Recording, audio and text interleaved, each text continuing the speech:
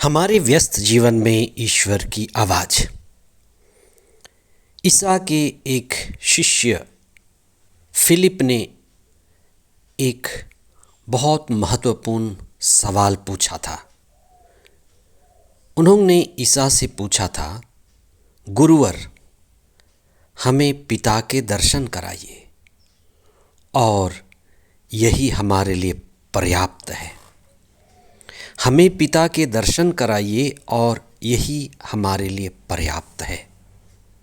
आज हम इस विषय पर विशेष चिंतन करें। मनुष्य की भूख शरीर से जुड़े हुए रोटी और पेट भरने की नहीं है, न ही मन की भूख जानने और समझने की है, लेकिन मनुष्य की असली भूख आत्मा की है। मनुष्य सबसे अधिक व्याकुल है ईश्वर के बिना, ईश्वर से दूर होकर,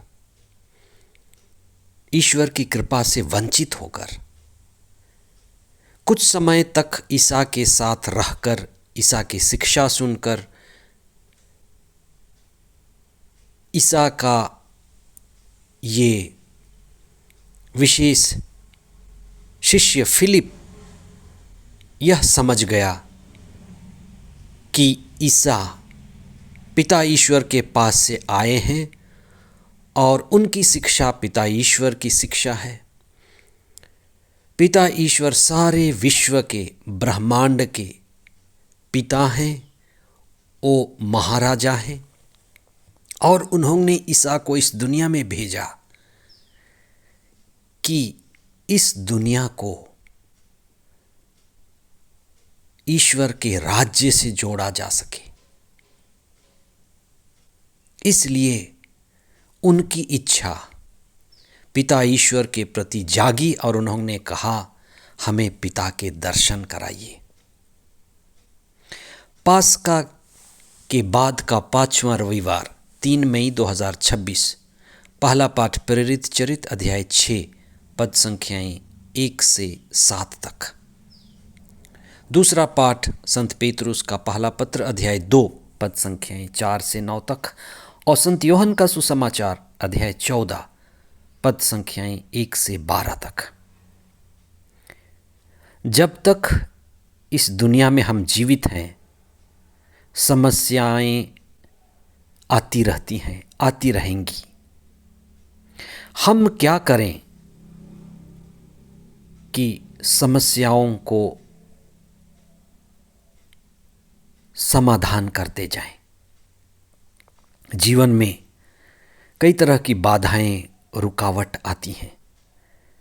ईसा के शिष्यों के समुदाय में जब उनकी संख्या बढ़ने लगी, यहूदियों के साथ गैर यहूदी जुड़ने लगे और ईसा का समुदाय बढ़ने लगा, उस समय रोटी के बंटवारे, राशन के बंटवारे को लेकर विवाद हो गया। बड़ी अच्छी बात कही गई है कि समस्या को जो समाज सेवा से जुड़ा हुआ था, समाधान करने के लिए उन्होंने कहा कि हम एक साथ बैठेंगे, सभा करेंगे, लेकिन हम प्रार्थना को और प्रभु के वचन के बारे में जो कार्य हमने शुरू किया है उस पर समझौता नहीं करेंगे। इसलिए वे प्रार्थना करते रहे, ईश्वर के वचन की घोषणा करते रहे। ये काम चलता रहा और प्रार्थना और ईश्वर की घोषणा के साथ उन्होंने एक सभा बुलाई। ये सभा प्रार्थना करते हुए, ईश्वर की वचन की घोषणा में लगे हुए, पवित्र आत्मा से जुड़ करके, पवित्र आत्मा से संचालित होकर के जब वे सभा बुलाए तो उनको प्रेरणा मिली कि वे कुछ ऐसे नवयुवकों को चुने जो आत्मा पूर्ण हैं, विश्वास योग्य हैं, भरोसेमंद हैं और वे ईश्वर के इस राज्य के विस्तार में सहयोगी होंगे। उन नवयुवकों को उपयाजक कहा गया। जीवन में संघर्ष आती है, चुनौतियां आती हैं, दर्द पीड़ा ये लिखा हुआ है। फिर भी हमें चुनौतियों को, बाधाओं को, संघर्षों को प्रार्थना के द्वारा ईश्वर से जुड़ करके पवित्र आत्मा की संगति में समाधान करना है। क्योंकि जब हम ईश्वर से जुड़ते हैं हमें ईश्वर से समाधान मिलता है। क्योंकि हमारा कार्य सिर्फ हमारा नहीं है, हमारा कार्य ईश्वर का कार्य है। आज के सुसमाचार में ईसा अपने शिष्यों को बहुत ही व्यवहारिक बात बताते हैं कि वे क्यों आए हैं, उनके आने का उद्देश्य क्या है और किस तरह से उनका जीवन घबराता है। शिष्य घबराए रहते थे क्योंकि ईसा बार बार कहते थे कि मैं इस जगत को छोड़ करके जा रहा हूं, पर तुम घबराना मत। और जब ईसा के एक शिष्य फिलिप ने पूछा कि प्रभु हमें पिता के दर्शन कराइए, तो प्रभु ईसा ने एक बहुत महत्वपूर्ण बात कही कि मैं ही मार्ग, सत्य और जीवन हूं। ये मैं ही, ईगो एमी, ये बड़ा महत्वपूर्ण दो शब्द हैं। मैं ही रास्ता हूं, मैं ही मंजिल तक पहुंचाऊंगा, मैं ही जीवन का स्रोत हूं, मैं ही माध्यम हूं, ऊपर जाना है मैं ही सीढ़ी हूं, मैं ही सरल हूं, सहज मार्ग हूं, मैं ही पिता तक तुम्हें पहुंचाऊंगा और मुझसे जुड़कर तुम्हें मुक्ति मिलेगी।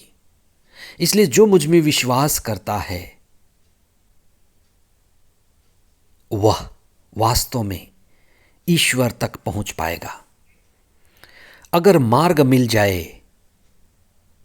तो मंजिल मिलना आसान हो जाता है। ईसा ही मार्ग हैं और वे हमें पिता रूपी मंजिल तक ले जाते हैं। सही मार्ग मिले तो मंजिल को पाना और भी आसान हो जाता है। मनुष्य की सबसे बड़ी प्यास ईश्वर को पाने की है, ईश्वर को देखने की है। इसलिए इस देश में इसी प्यास को, इसी व्याकुलता को दर्शन कहा गया है। देखने की इच्छा, देखने की तीव्र इच्छा, और ऐसा देखना जिसमें सारे भ्रम दूर हो जाएं। ऐसा देखना कि हम ईश्वर को पालें। हमारे इस देश में हम देखने को ही प्रार्थना कहते हैं, दर्शन ही प्रार्थना है, और दर्शन से ही हमें ईश्वर प्राप्ति हो जाती है। फिर हम किसी और दूसरे तीसरे को देखने की इच्छा नहीं रखते। इसलिए आज के दूसरे पाठ में संत पेतरुस कहते हैं कि हम ईश्वर के हाथों में सुरक्षित हैं। हम ईसा की शिक्षा को सुन करके सुरक्षित हैं। इस दुनिया में रहते हुए हमें संघर्ष आएगी, चुनौतियां आएंगी, दर्द होगा, लेकिन ईश्वर की आत्मा हमारी अगुवाई करेगी। हम ईश्वर के हाथों में सुरक्षित हैं। इसलिए ईश्वर से जुड़कर पवित्र आत्मा की संगति में आगे बढ़ते जाएं और सतत चिंतन करते जाएं। प्रभु यीशु ही मार्ग हैं, सत्य हैं और जीवन हैं। आमीन।